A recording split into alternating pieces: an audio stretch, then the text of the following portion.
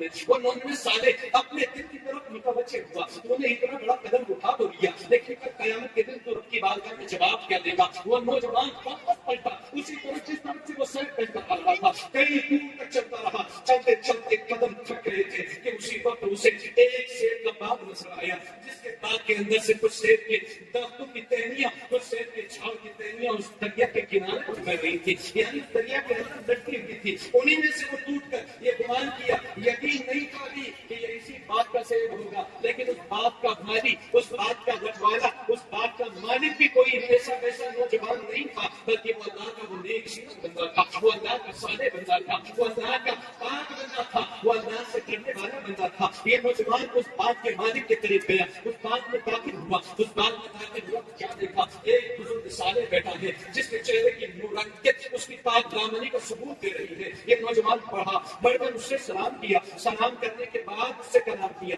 آج ہم نے مصطفیٰ کی تمام تر تعلیمات کو بلا دیا ہے, اسی لیے تو زمانہ ہمیں خون کے آنسو ہونے پر مجبور کر رہا ہے. مصطفیٰ کا فرمان یہ تھا, تم اپنے بچوں کو یہ تعلیم دو, السلام بعد کلام, پہلے سلام کرو اس کے بعد کوئی کلام کرو. لیکن آج ہم نے اپنے نوجوان بچوں کو یہ تعلیم دینے سے بہت دور کر دیا ہے. ہمارا بچہ اٹھتا ہے, صبح ایک سیڑھی پڑھتا ہے, پڑھے کسی نے کی تمام تعلیمات کو حاصل کرے, وہ ڈاکٹر بھی بنے, انجینئر بھی بنے, وہ چاہے جو بنے, لیکن اس سے پہلے کم از کم مسلمان تو بنے کہ وہ جب اس کے باپ کا جنازہ پڑھ رہا ہو تو وہ کسی کی طرف محتاج کی بڑی نگاہ اٹھا کر نہ دیکھ رہا ہو, بلکہ وہ اپنے باپ کے جنازے پر کھڑا ہو کر ان کی بارگاہ میں ہاتھوں کو اٹھا کر یہ دعا کرتا ہوا نظر آئے, اے پروردگار عالم, جس باپ نے میری خاطر پوری زندگی قربان کر دی ہے, دوست میرے اسی باپ کی مغفرت فرما دے, میری اسی ماں کی مغفرت فرما دے. کم از کم اتنا تو ہم اسے سکھا دے. وہ نوجوان صالح بندہ, اللہ کا نیک بندہ اس باغ کے اندر داخل ہوا. اس باغ میں داخل ہونے کے بعد میں اس کی نگاہ جیسے اس باغ کے مالک پر پڑتی ہے, ان کے قریب گیا.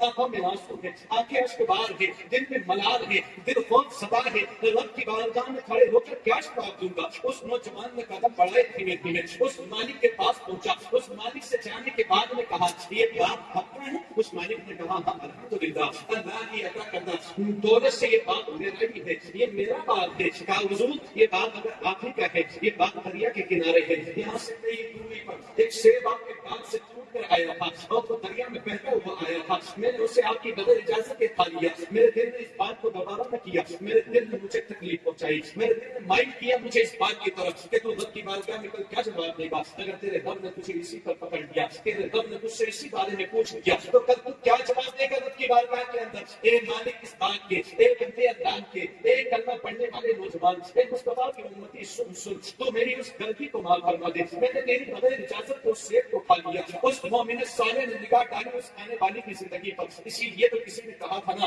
نگاہیں بری میں وہ تاثیر دیکھے, بدلتی حسابوں کی تقدیر دیکھے. ہم وہ دیکھتے ہیں جو نگاہوں کے سامنے ہوتا ہے, اور یہ اللہ کے نیک وہ بندے ہیں جن کے بارے میں اللہ کے رسول نے فرمایا, جب اللہ کا بندہ اس رب کے رنگ میں رنگ جایا کرتا ہے, جب اس رب کی اطاعت کے اندر اپنے آپ کو پلو دیا کرتا ہے, تو پھر وہ اپنی آنکھوں سے نہیں دیکھتا, بلکہ پھر وہ اللہ کے نور سے دیکھا کرتا ہے, اس کے نور سے دیکھا کرتا ہے. تو مومن کی فراست سے ڈرو, اس لیے کہ مومن جب دیکھتا ہے تو وہ اللہ کے نور سے دیکھتا ہے. اس مومن صالح نے نگاہ ڈالی اس کی زندگی کے اوپر, اور اس مومن صالح کے دل میں فیصلہ کر دیا کہ آپ بتائی تو صحیح, یہ دیکھے تو صحیح, ایک سیب کھانے کی بنیاد پر ایک سیب تو کھایا اس نوجوان نے, ایک سیب کا غم بغیر اجازت کے کھانے کی وجہ سے یہ میرے دربار تک اسے کھینچ کر لے کر آیا ہے. یہ کوئی معمولی بچہ نہیں ہے, یہ کوئی معمولی نوجوان نہیں ہے, بلکہ یہ کوئی پاک دامن نوجوان ہے, یہ متقی پرہیزگار نوجوان ہے. اس مومن صالح نے کہا, ٹھیک ہے میں تمہاری اس غلطی کو, تمہاری اس خطا کو معاف کر دوں گا, لیکن اس کے لیے میری بات کو تمہیں ماننا ہوگا. اس نوجوان نے کہا تھا, جو آپ کہیں گے میں تمام باتوں پر عمل کروں گا. اس مومن صالح نے جو شرطیں کی وہ شرطیں سامنے رکھی.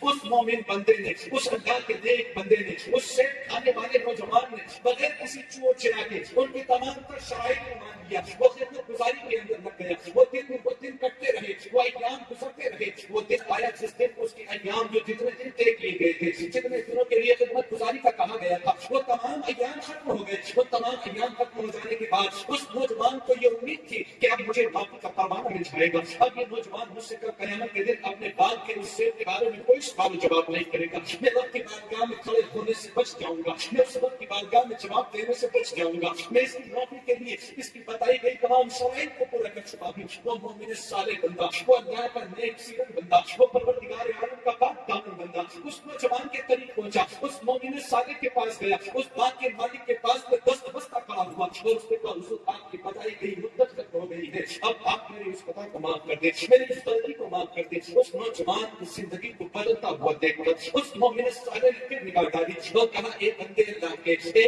بندے اللہ کے، اگر چاہتا ہے تو کہ تجھ سے رب اس کے بارے میں کوئی پوچھ گچھ نہ کرے، اگر چاہتا ہے تو کہ تیرا رب تجھ سے کل قیامت کے دن اس شیخ کے بارے میں کوئی سوال و جواب نہ کرے تو میری ایک شرط اور ماننا ہوگی مجھے۔ اس نوجوان نے کہا جو آپ کہیں میں سب کچھ کروں گا، لیکن صرف بات اتنی سی ہے کہ آپ میری اس غلطی کو معاف کر دیں، میری اس خطا کو معاف کر دیں۔ آج جتنی سزا ہوگی میں بھگتنے کو تیار ہوں، لیکن اس رب کی بارگاہ میں کھڑا ہو کر جواب دینے کی میرے بدن میں طاقت نہیں ہے، میرے اندر ہمت نہیں ہے، میرے اندر جسارت نہیں ہے۔ کہا کیا کرنا ہوگا مجھے بولو۔ اس نوجوان نے کھڑے ہو کر جیسے ہی پوچھا تھا، نوجوان دل پر ہاتھ رکھنا اور پوچھنا۔ آج کے نوجوان بغیر ماں باپ کی مرضی کے اپنی زندگیوں کے فیصلے کرتے نظر آتے ہیں، لیکن بعد نوجوان تیری زندگی پر قربان، بعد نوجوان تیری زندگی، تیری اطاعت، تیری تقوی، تیری پرہیزگاری پر قربان۔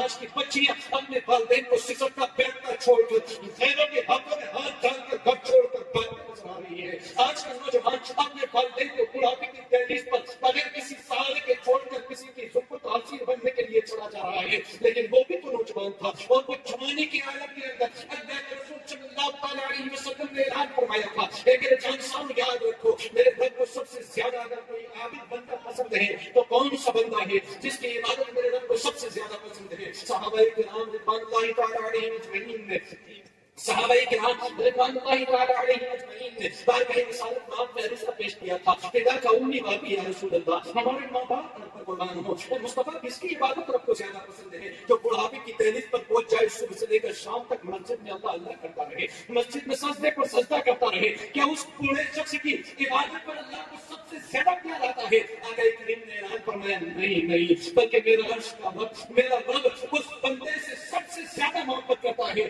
جو جوانی کے عالم میں اس کی جوانی کی دہلیز پر گزر رہی ہو، اس وقت نیکی کرنے کی زندگی بھی جوان ہو، اس وقت گناہ کرنے کی زندگی بھی جوان ہو، جب وہ نیکی کر وہ جوان اپنی جوانی کی اس دہلیز پر قدم رکھ رہا ہو، ایک طرف گناہوں کا راستہ اس کے سامنے ہو، ایک طرف صراط مستقیم اس کے سامنے ہو، رات کے سناٹے کے اندر جب سب بستر پر سو رہے ہوں اور وہ جوان نوجوان اپنے گھر میں اٹھ کے وضو کرے، سب راتوں کو اپنے بستر کو چھوڑے، مصلی بچھا کر اپنی پیشانی کو سجدے میں جھکا کر سبحان ربی الاعلی کرے، مصطفیٰ فرماتے ہیں اس نوجوان کو وہ ایک سجدہ میرے رب کو اتنا پسند ہے کہ اگر وہ بڑھاپے میں ہزاروں سجدے بھی کرے تو وہ اس کا حق کرے۔ ایسی جوانی کے عالم میں آج کا نوجوان اپنے قدموں کو پٹری سے اتار رہا ہے۔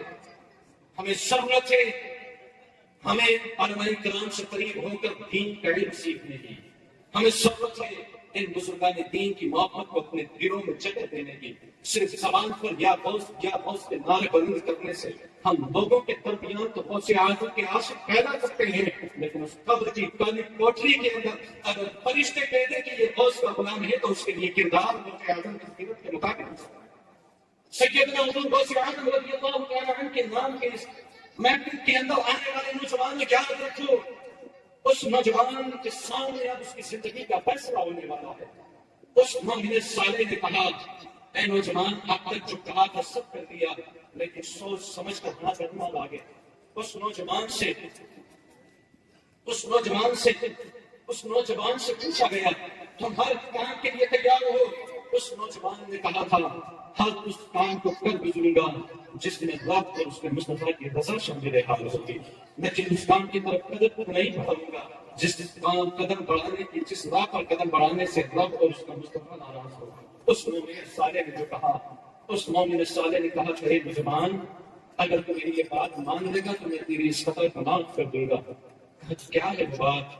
کہا میری ایک بیٹی ہے، میرے جگر کا ٹکڑا ہے وہ، میرے دل کا سکون ہے وہ، میری آنکھوں کی ٹھنڈک ہے وہ، میرے جگر کا میری بخشش کا ذریعہ ہے وہ، میری وہ جگر کا ٹکڑا ہے۔ میری اس بیٹی سے تمہیں شادی کرنا ہوگی، تمہیں نکاح کرنا ہوگا۔ اس نوجوان نے کہا اس میں کون سی بڑی بات ہے؟ کہا لیکن نوجوان سن، میری بیٹی وہ آنکھوں سے اندھی ہے، میری بیٹی وہ کانوں سے بہری ہے، میری بیٹی وہ زبان سے گونگی ہے، میری بیٹی وہ پاؤں سے بندھی ہے، میری بیٹی وہ ہاتھوں سے لولی ہے۔ کرے گا اسی سے شادی، کرے گا اسی سے نکاح جو میری زندگی کے اندر ہے؟ کیا تو اپنا پائے گا اسے؟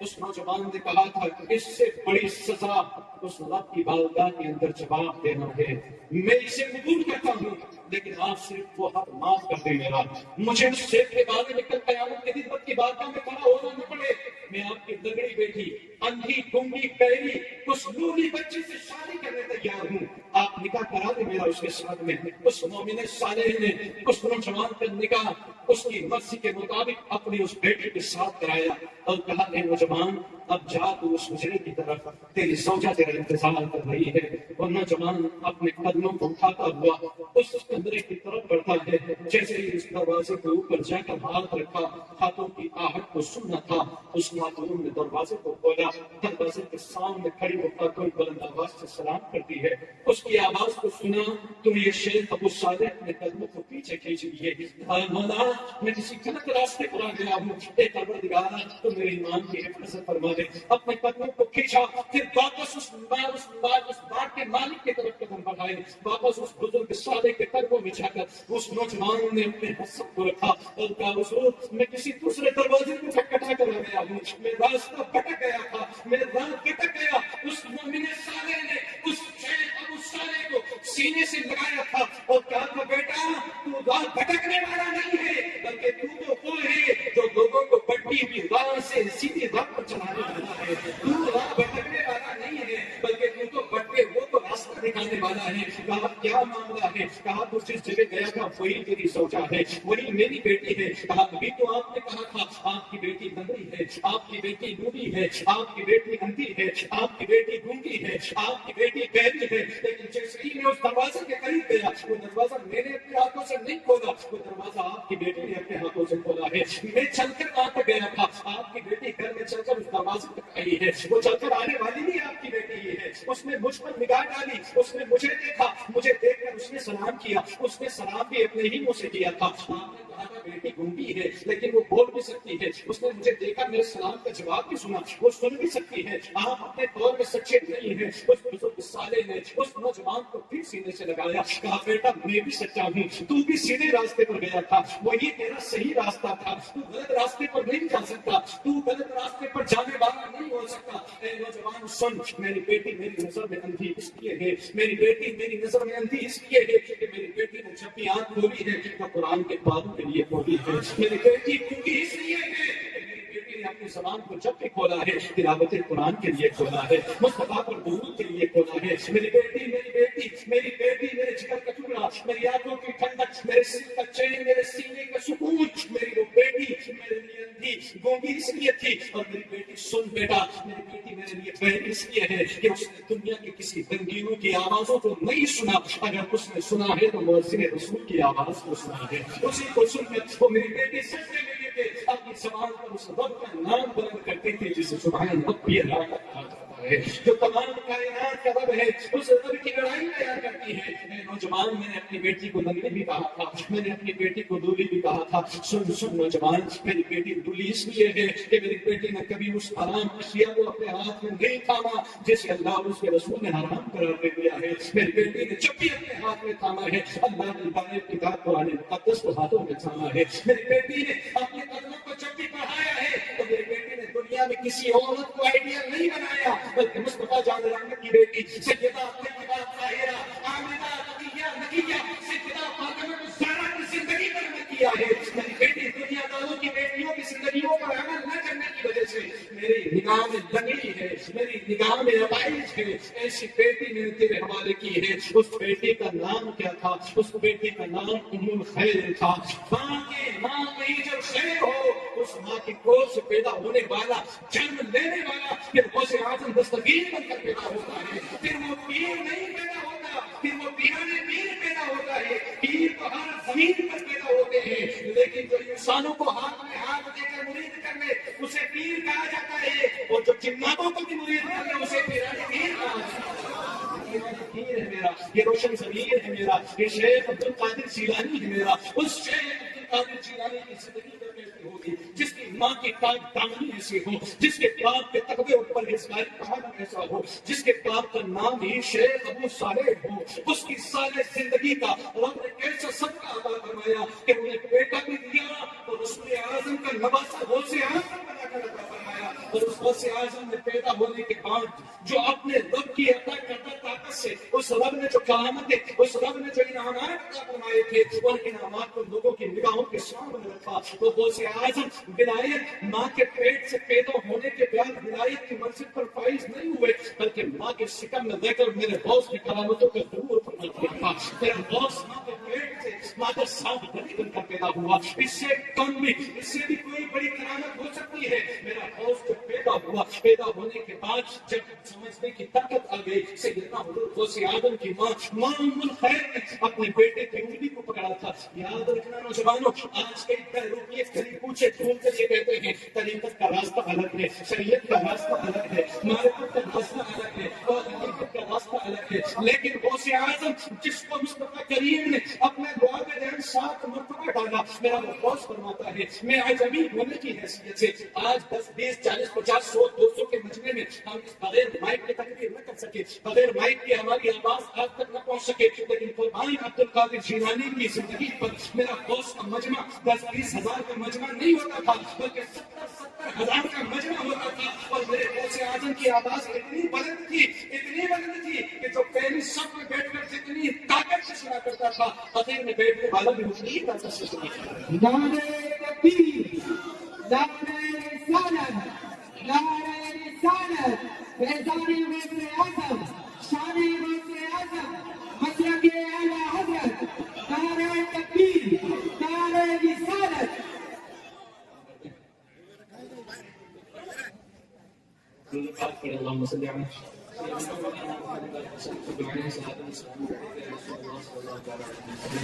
آپ کریں نہیں چلیں آواز سے درود پاک پڑھیں گے کوئی جلدی ختم کروں میں آپ سوچیں کہ زور سے پڑھیں تو بہت دیر تک چلے گا.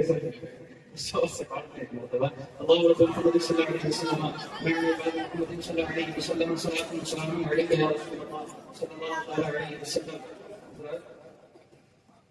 ابھی بیٹھے ہیں سارے طرح درد کے بعد میری اچھا ہی نہیں تھی کہ میں بولوں، وہ ہو چکا تھا وقت بھی قریب کا میرا چاہنے کا، لیکن اس وقت کرم ہے میرے پیر پیرانے پیر روشن شمیر کا.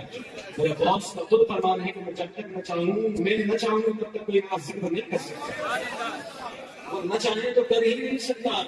جو نہیں کرتے ہیں ان کو وہ کہتے ہیں ہم تو چاہتے ہی نہیں، تو ہمیں ان سے کوئی بیعت نہیں ہے. تم جیسوں کی ضرورت ہی نہیں ہے وہاں، تم جیسوں کی ضرورت ہی نہیں ہے وہاں، تمہاری ضرورت تو جہاں ہے تم وہی چاہو گے. خیر ہمیں مبارک ہے ایسی زندگی.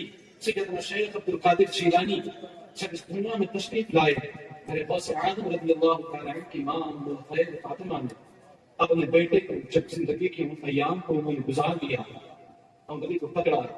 آج کے دور کے اندر کئی لوگ ایسے ہیں ایمان کے اندر جو کہتے ہیں کیا رکھا ہے ان میں دین ہے، کیا رکھا ہے اس میں، کیا رکھا ہے اس میں. مصطفیٰ کریم صلی اللہ علیہ وسلم کے امتیوں یاد رکھو جسے رب کائنات نے بلیوں کا تاجدار بنایا، اس غوث اعظم نے بھی عالم دین کے سامنے زانو رکھتے ہیں. جس غوث اعظم کی آواز میں اتنی بلندی عطا فرمائی ہوئی، رب کا فرمان ہے کہ جو بندہ ہمارے ہی جاتا ہے، جو بندہ ہمارا ہو جاتا ہے، اطیع اللہ و اطیع الرسول، جو اللہ اور اس کے رسول کی اطاعت کرتا ہے. ان کنتم تحبون اللہ فاتبعونی یحببکم اللہ. اگر تم اللہ کو اپنا دوست بنانا چاہتے ہو تو اس میں مصطفیٰ سے قریب ہو جاؤ. جب ایسی زندگی گزارتا ہے بندہ تو پھر رب فرماتا ہے آواز وہ دیتا ہے، زبان اس کی ہوتی ہے، بولنا میں تو ہوا کرتا ہے. پھر پکڑتا وہ ہے، پکڑنا اس کا ہوتا ہے، سمجھنا پکڑنا میرا ہوا کرتا ہے، پکڑنا اس کا، ہاتھ اس کا ہوتا ہے، اس کے ہاتھ میں طاقت میری ہوتی ہے. مصطفیٰ کریم صلی اللہ علیہ وسلم کی زندگی کی طرف لے کے چلوں اور اشارتاً بتا دوں قرآن پاک کے اندر سورہ انفال میں اللہ رب العزت کے رسول صلی اللہ علیہ وسلم نے جب مکہ چھوڑا، مدینے کی طرف ہجرت کی، اللہ رب العزت نے جب حکم دیا محبوب مکہ چھوڑ مدینے جا. مدینے کی طرف جب مصطفیٰ چلے، رات میں جو مٹی اٹھا کر مصطفیٰ نے ان ظالموں پر پھینکی تھی، ان کو پارانے قریش کے اوپر، اس وقت رب کائنات نے قرآن مقدس کی آیات کریمہ نازل فرمائی تھی اور فرمایا تھا محبوب یہ پھینکنا تیرا نہیں، یہ پھینکا ہم نے تھا. مصطفیٰ صلی اللہ علیہ وسلم کے پیارے دیوان آج کچھ عقل کے اندھے کہتے ہیں اللہ تبارک و تعالیٰ کے علاوہ تم ان سے مدد چاہتے ہو. قرآن مقدس میں رب کائنات خود فرماتا ہے میری بارگاہ میں پہنچنے کے لیے صالحین کا وسیلہ تلاش کرو. یا ایھا الذین آمنوا اتقوا اللہ وسیلہ